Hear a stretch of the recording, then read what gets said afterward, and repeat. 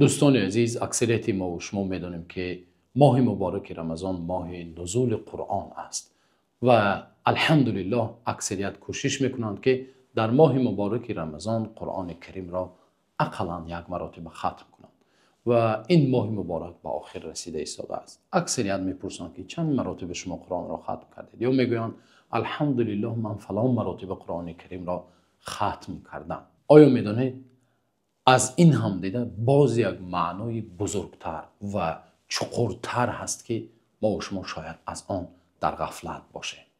آن هم باشد فکر کردن و تدبر کردن در معناهای قرآن و در تفسیر قرآن که الله تعالی این چیز را از ما خواسته است. دیروز از راه برمیگشتیم که یکی از دوستان گفتند که فرزند من قرآن کریم را حفظ نکرد. گویا با خیلی حسرت گفته ایستادند. بله درست، ما غمگین میشیم وقتی فرزندان ما و شما از حفظ کردن قرآن محروم میشود، ولی امروزها بسیاری از فرزندان ما از فهم قرآن، از تدبر و تفکر کردن در معناها و تفسیرات قرآن خیلی فرسخها دور شدند، ولی دل ما و شما غمگین نمی شود یا دل ما و شما بر این چیز نمی سوزد. حالا اینکه الله تعالی در قرآن کریم ما و شما را خطاب کرده، گفته ایستاده است که افلا یتدبرون القرآن ام علی قلوب اقفالها. الله میگوید آیا شما در معناهای قرآن تدبر و تفکر نمی کنید یا در دلهای شما قلفها بسته شدند؟ شما تصور میکنید وقتی فرزندتان را خطاب میکنید یا با فرزندتان صحبت میکنید، گاه میشد که پدر و مادر میگویند من به تو گپ زده ایستادم، تو به سخنهای من اهمیت نمیدهی، برای چی تو سخنهای من رو گوش نمیکنی؟ حالا اینکه فرزند گوش کرده ایستاده است ولی مضمون سخن ما و شما رو نفهمیده ایستاده است، بسیار ما و شما غضبناک میشویم و این چیز ما و شما رو بسیار غمگین میکند. اما تصور کنید خالق ما و شما، آفرنده ما و شما، پروردگار ما و شما برای ما بهترین کتاب را نازل کرده است، ما و شما معنای آن را سرفهم نمی‌رویم. ما و شما در فهمش و تدبر تفکر کردن او کوشش نمی‌کنیم.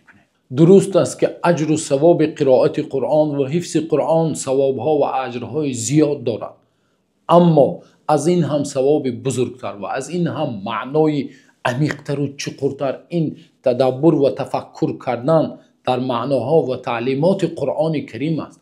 امروز عرف و عادت و عنعنه های ما این کتاب مقدس را برای ما و شما همچنین کرده است که گویا نعوذ بالله قرآن کتاب مردگان باشد. نعوذ بالله، قرآن کتاب مردگان نیست، اما امروز گویا قرآن کریم همچون در سر فاتحه و در سر قبر تلاوت کردن و یا شف و کف باشد.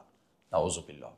اما قرآن کریم برای حیات دلها، برای زنده کردن دلهای مرده و سرقانون حیات ما و شما باید باشد. ببینید گذشتگان سلف صالح ما و شما چگونه با قرآن کریم معامله میکردند.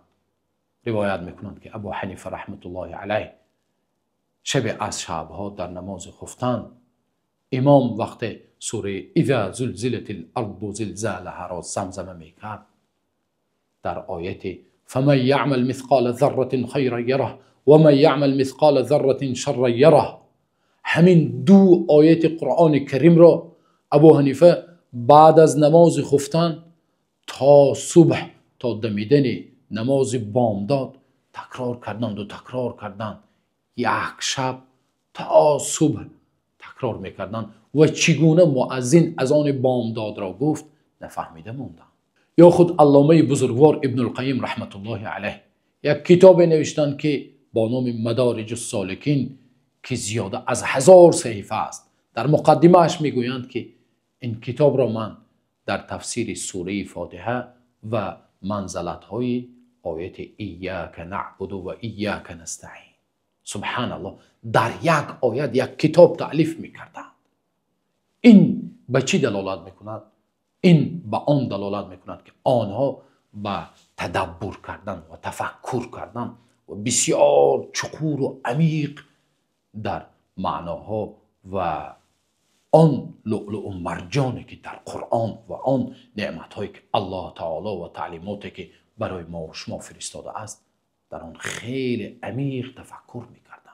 برای همین الله تعالی در قرآن کریم میفرماید در سوره حشر آیت خیلی آیت بسیار دقیق است و عمیق است و وزنین است. الله میگوید لو انزلنا هذا القرآن على جبل لرأيته خاشعا متصدعا من خشیة الله. الله میگوید ما اگر این قرآن را بر کوه ها نازل میکردیم، کوه ها از ترس الله مثل خاکستر میشدند. امروز خوشآوازترین قاری بالای بلندترین کوه براید و تلاوت کند قرآن را، آیا کوه مثل خاکستر می شود؟ نمی شود. البته کی کوه های اینقدر بزرگ با خرسنگ های کلان و وزنینش مثل خاکستر می شود وقتی معنای قرآن و معانی و تفسیرهای قرآن را تدبر و تفکر و فهم آن را و درک آن را احساس می کنند، مثل خاکستر پاره پاره می شود. اما این دلهای زنگ زده ما و شما امروزها بارها و بارها قرآن را ختم میکنیم، زنگ دل ما و شما آب نمی شود و آب نمی شود. الله تعالی را دعا کنیم که زنگ دل ما و شما را با تدبر و تفکر قرآن کریم بشوید و پاکیزه گرداند و این ماه را ماه مبارک ختم شده ایستاده است الله تعالی با معانی و تفاسیر قرآن کریم دل ما و شما را از نو زنده بگرداند. تا نوار آینده الله نگهبانتان.